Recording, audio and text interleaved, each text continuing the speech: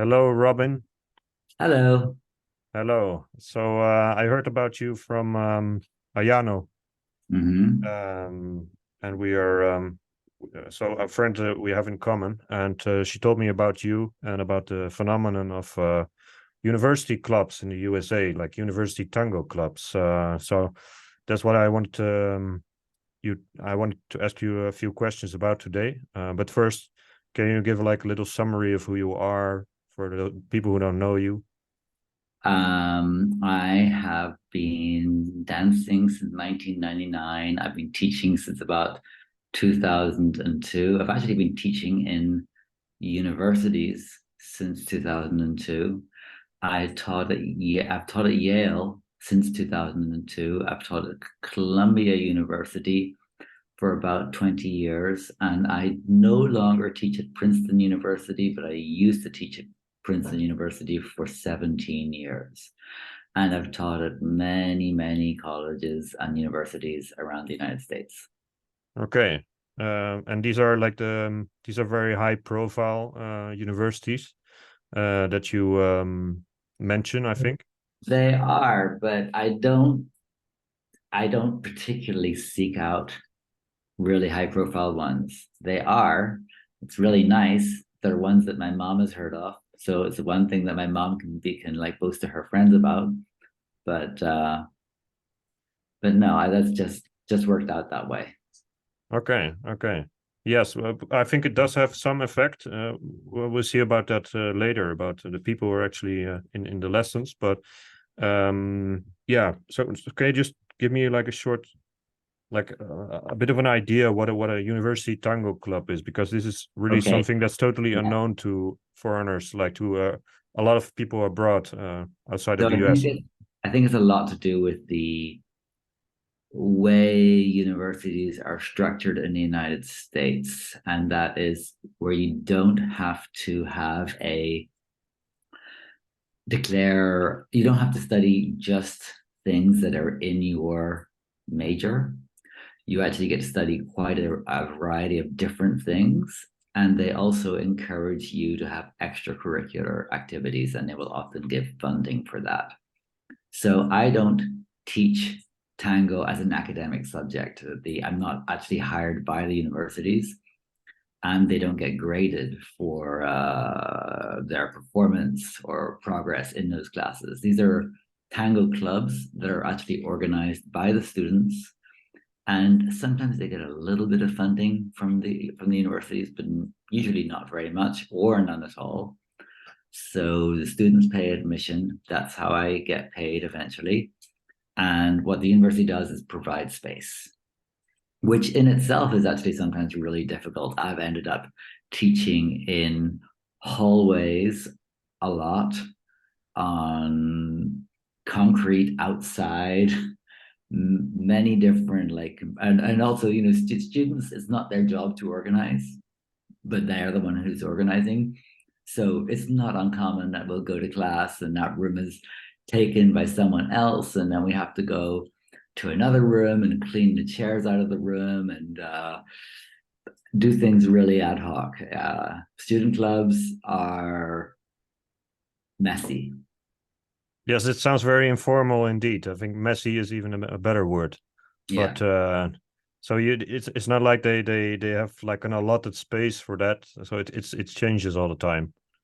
Yeah, they're always scrambling to get a different space, and um, things often go wrong. And but some places are better than others. You also, it depends on. Okay, so these clubs live and prosper or crash and die depending on the personality of the organizer. Not me, but the student organizer that year. And there's usually a fairly high turnover. Somebody will do it for a year or 2 years.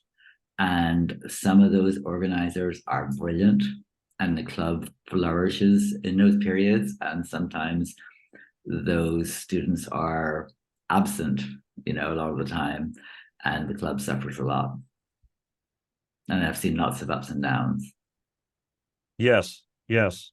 And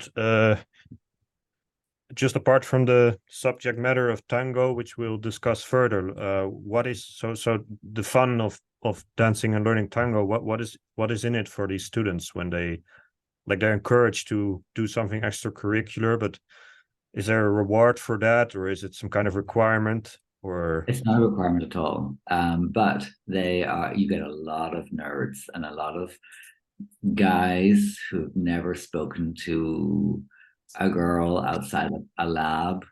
You get a lot of nerdy girls who've just been in books and in front of computers their whole lives, and they're totally disconnected from their bodies.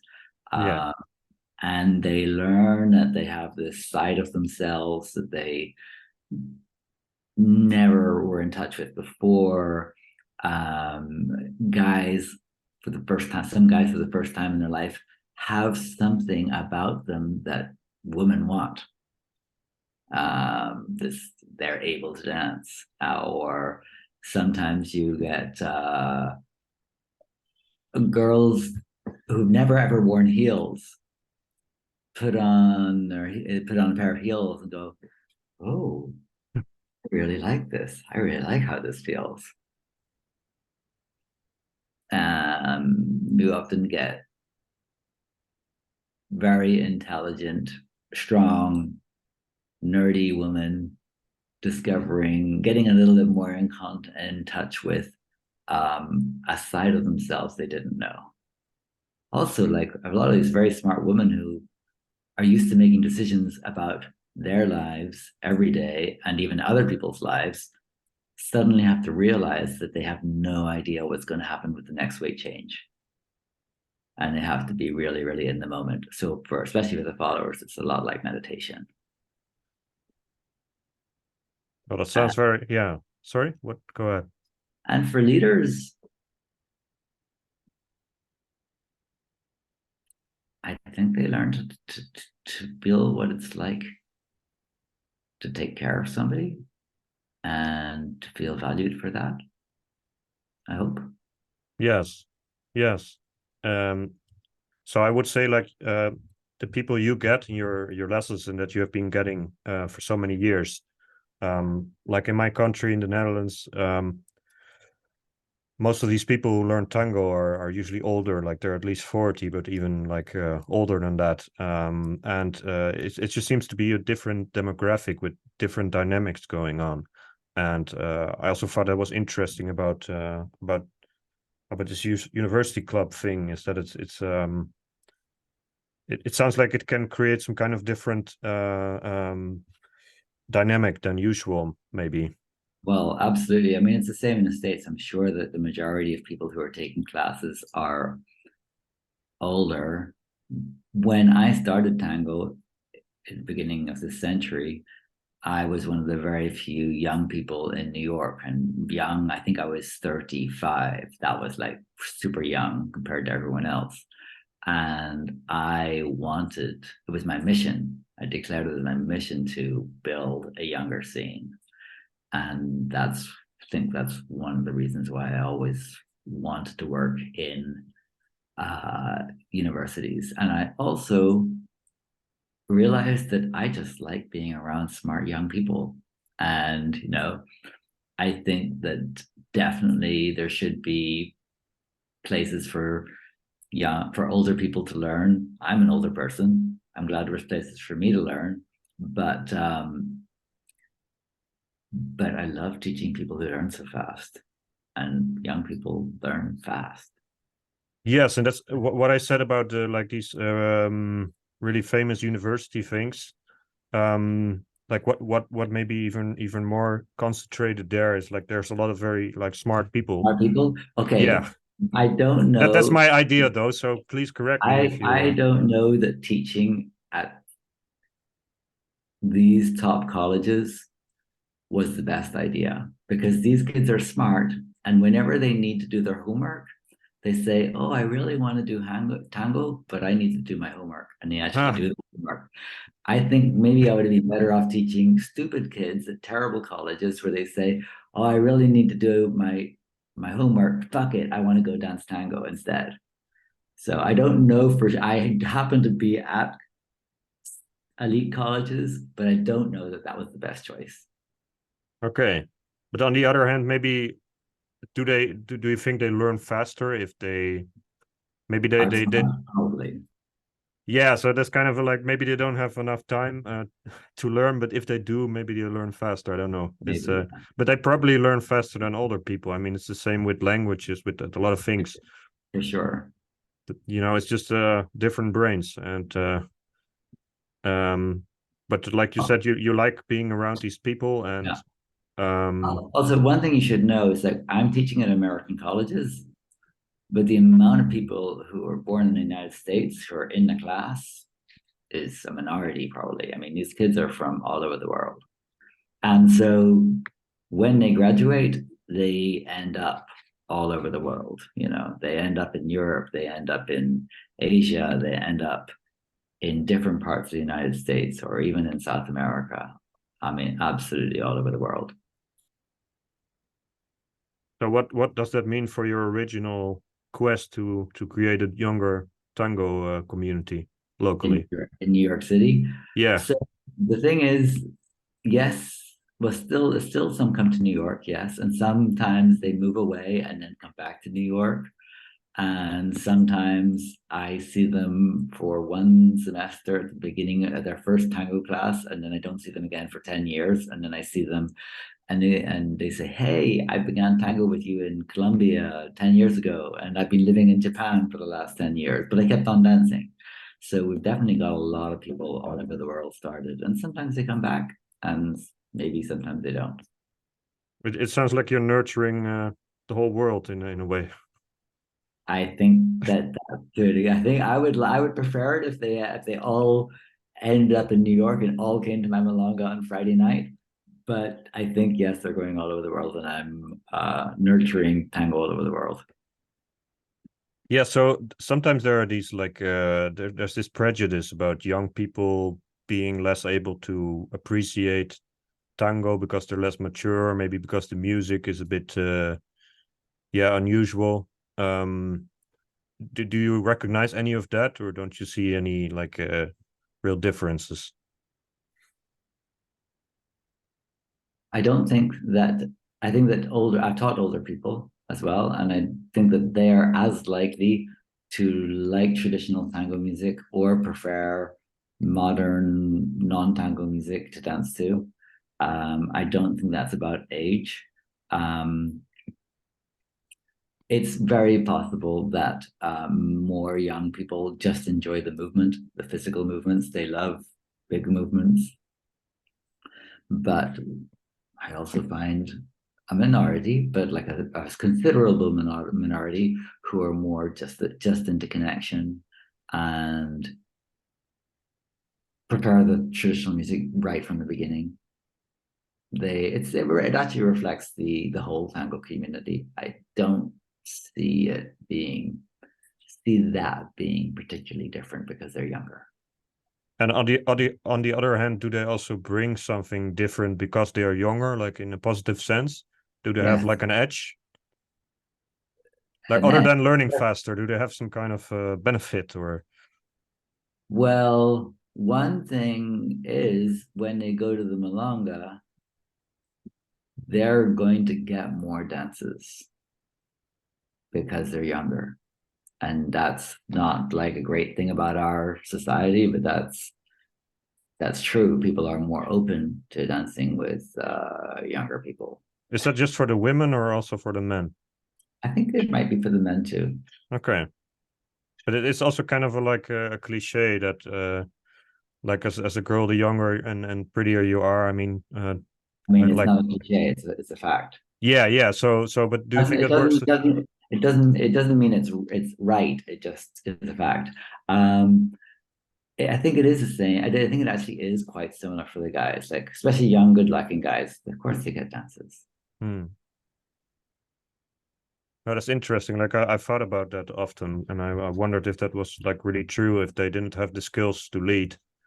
They may not get this to have the skills to get a second dance, but they definitely get the skills to get. Ah, okay, okay. Maybe it works like that. Yeah, that's really funny. So, yes, maybe like a bit of a chronological mess, but how did you get started with this? How did you? Because yeah, I mean we haven't really covered that yet. So I how did taught you a, roll into this? Like, I by accident I taught a workshop in some town that was near a university, and some students came from Yale. It's actually a Belgian woman called Tina Harriman who runs a Milonga in New York. She started the Yale Tango Club, and she invited me to teach at Yale. Then I'd been there for over 20 years. Then one of the girls from Yale graduated and went to Columbia University. And I saw her dancing in New York, and I said, "Oh, I see you here all the time." And she said, "Oh, that's because I'm at Columbia now." And I said, "Do you want to start a tango club?" And she said, "Yeah." And that's how that started. Then I got invited to teach at Princeton, and ended up there. I don't usually start these clubs. I usually get invited. I guess after some years, you kind of establish a name for yourself as well. Yes, yes, but that was kind of after. I was already at Columbia, Princeton, and Yale before I had a reputation. Yes. So you also told me before the interview that it's kind of a labor of love. So It's a lot of labor. Like yesterday was an 11-hour day, then I get paid. I end up getting paid just over minimum wage with the all the traveling, but I definitely love it. And I live pretty cheaply and don't have high expenses. I've never had a lot of money my whole life, so it's never really. I have everything I want, and I love what I do. yes, yes. I just wanted to um, get into that again because maybe if you're thinking of these really prestigious universities, that if you're teaching there, you must be a rich guy. But I mean, it's not. Reality is not like that. Uh, Absolutely not. no, no, no, no. And I've also understood that it doesn't really matter to you whether it's like whether it's Yale or pretty much an unknown kind of institute. I want to go where I have people who I can teach. And if I had a one thing that might be different from probably very different from the prestigious colleges and the other ones is probably the other ones don't have space available. Okay. And space is a real issue. The rich universities might have, it's still difficult for us to get space, but they at least have some. And is so if you're struggling getting space, so you were talking about, for example, that you only have a hallway or something. Uh, Sometimes I've taught it between the computer room and the elevators. I've taught it in the landing in front of the elevators. I've taught in the cafeteria. I've taught in like classrooms with shitty floors. I've taught on concrete outside because there was no space inside. yes, well, it sounds like a really like a passionate thing to be doing, and I just love also how informal it sounds.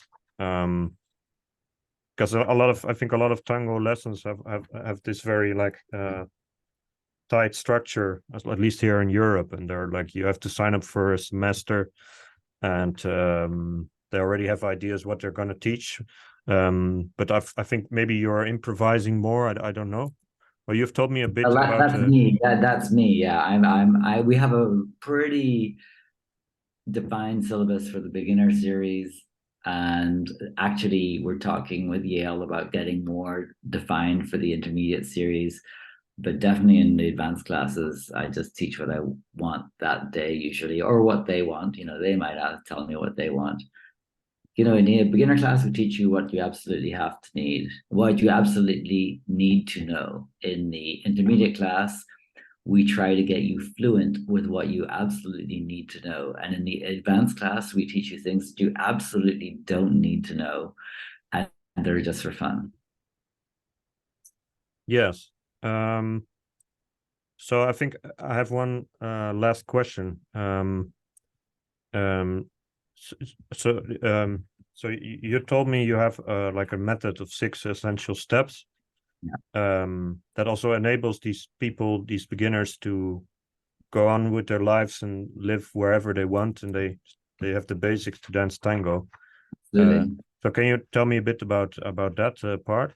I can, but some of these steps, they might be things that you do or that everybody does, but some of them don't really have names, like defined names. Like we teach, so backward ochos, going to the cross and cross system, that's 2 steps. The ocho cortado, that's a third. The resolution, that's forward, side together, back, that's 4. Then a rock step turn to the left, which ends up in backward ochos, and a turn to the left from backward ochos that ends up in parallel system.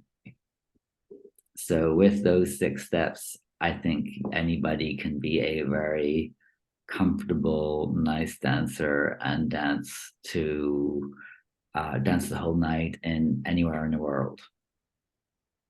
Yeah, so it sounds like there's some type of structure after all. There is, and it developed kind of organically. Yes, yes. Well, thank you for your interesting story, and Yeah. there are so many other things I can ask you actually about teaching, but um, let's. So I'll talk to you some other time about more about the beginners part, and I think you have some interesting opinions on that. But that's for another video. For now, thanks a lot for the yes, there's these interesting stories that I'd never heard of. You know, if you're in tango for a while, some things become a little predictable. But yeah, I'd never imagined someone was doing the teaching like this particular way. Of course, there's still a lot of parallels with other people who are teaching, but just the structure of this is the with these universities and the kind of people you get in your lessons and how it works and how improvised it seems in terms of locations and like it seems really interesting and I'll tell you what it yeah. feels. It feels like. It feels like being on the front lines in a war. Like instead Okay. of being the general who's like back in headquarters, I always want to be on the front line. That's what beginners are to me. They're infantry. Okay. Yes, well, thank you for today and I hope to speak to you soon. Bye, Lucas.